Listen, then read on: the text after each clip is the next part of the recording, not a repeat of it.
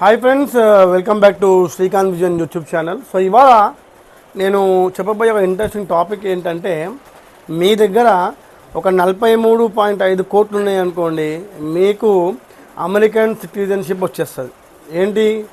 ఏంటంటే ఇది చాలా సింపుల్గా.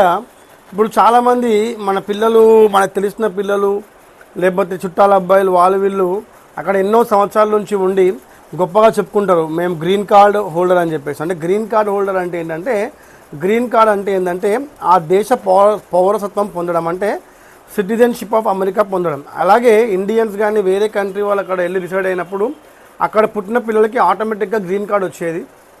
సో ఇప్పుడు రిపబ్లికన్ పార్టీ ట్రంప్ ప్రెసిడెంట్ అయిన తర్వాత, సెకండ్ టైం ప్రెసిడెంట్ అయిన తర్వాత, సో ఆ దేశం యొక్క ప్రాబ్లమ్స్ని సాల్వ్ చేయడానికి, అలాగే ఈ ఎకనామికల్లీ వాళ్ళని స్ట్రాంగ్ చేయడానికి, ఉన్న అప్పులు తీర్చడానికి ఆయన ఎన్నో వాళ్ళ కంట్రీకి సంబంధించినటువంటి ఎన్నో పాలసీస్ తీసుకొస్తున్నాడు. అయితే అందులో ఏంటంటే ముఖ్యమైన పాలసీ ఏంటంటే, అక్కడ యాక్చువల్లీ EB-5 విధానం అని ఉంటుంది. 1990లో ఇది పెట్టుబడులని ఆకర్షించడానికి వాళ్ళు తీసుకొచ్చినటువంటి విధానం ఇది.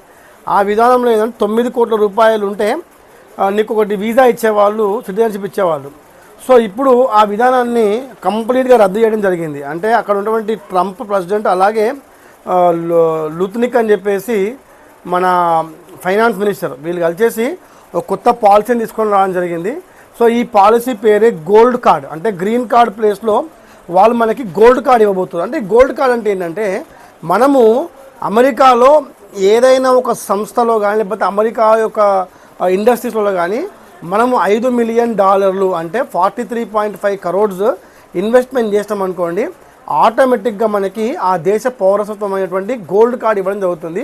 అండ్ గోల్డ్ కార్డులో చాలా వెసులుబాట్లు ఉంటాయండి. సో దీని ద్వారా ఏంటంటే ట్రంప్ ఈ గ్రీన్ కార్డ్ సమస్యలు లేకపోతే ఇవన్నీ తీసేసి పెట్టుబడులకు ఒక ప్లేస్గా దీన్ని మార్చి ఆ ఉన్న అప్పులు మొత్తం తీర్చడానికి ఈ యొక్క గ్రీన్ కార్డ్ ప్లేస్లో EB-5 విధానాన్ని రద్దు చేసి గోల్డ్ కార్డ్ తీసుకొచ్చింది. సో మన ఇండియాలో ఇప్పుడు ఏమవుతుందంటే 43.5 కోట్లు ఇన్వెస్ట్మెంట్ చేసే ప్రతి ఒక్క ధనవంతుడు కూడా ఆటోమేటిక్గా అమెరికన్ సిటిజన్షిప్ పొందుతాడు.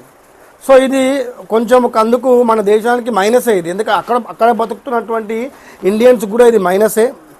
అక్కడ ఏంటంటే ఫస్ట్ ఆఫ్ ఆల్ పెట్టుబడులను ఆకర్షించడం, తర్వాత మీరు ఆల్రెడీ మనం చూస్తారు కూడా, ఏంటంటారు, మన ఇల్లీగల్ ఇమ్మిగ్రెంట్స్ అందరినీ కూడా అతను మనకి సంఖ్యలు లేచి మరి అమృత్సర్ ఎయిర్పోర్ట్కి 3-4 విమానాల్లో పంపించేస్తూనే ఉన్నారు. సో అక్కడ కూడా కొత్త విధానం తీసుకొస్తారు. ఏంటంటే అక్కడి పిల్లలకి జాబ్లు వచ్చే విధంగా ఒక కొత్త విధానం కూడా వాళ్ళు తీసుకొని రావడం జరుగుతుంది. సో ఎనీవే 43.5 కోట్లు అనేది చాలా హ్యూజ్ అమౌంట్. సో కొంతమంది ఏంటంటే అమెరికన్ సిటిజన్షిప్ కోసం చాలా తనలాడుతూ ఉంటారు. అటువంటి వాళ్ళ కోసం ఈ 43.5 కోట్లు అవుతుందో చాలా చిన్ననే వాళ్ళకి. సో వీళ్ళందరూ ఏం చేయాలంటే 10 కంటే ఎక్కువ ఉన్నటువంటి సంస్థలలో, 10 మంది కంటే ఎక్కువ పనిచేసిన సంస్థలలో వీళ్ళు పెట్టుబడులు పెట్టాలి. సో పెట్టుబడి పెట్టంగానే వీళ్ళ వల్ల ఆ దేశానికి పెట్టుబడి అలాగే ఉపాధి కల్పన వస్తుంది. కాబట్టి వాళ్ళు ఎవరైతే పెట్టుబడి పెట్టినారో వాళ్ళకి గోల్డ్ కార్డ్ అనేది ఇవ్వడం జరుగుతుంది. సో ఈ గోల్డ్ కార్డ్ పొందినటువంటి ప్రతి ఒక్కరు కూడా ఆటోమేటిక్గా అమెరికన్ సిటిజన్ అయిపోతారు. సో ట్రంప్ అంటేనే ఒక వినూత్నమైనటువంటి పాలసీలు తీసుకొస్తూ ఉంటాడు. అలాగే ట్రంప్ నిన్న గాజాలో అతను ఎట్లా డెవలప్ చేస్తాడని చెప్పేసి ఒక AI జనరేటెడ్ వీడియోని చూపించడం జరిగింది.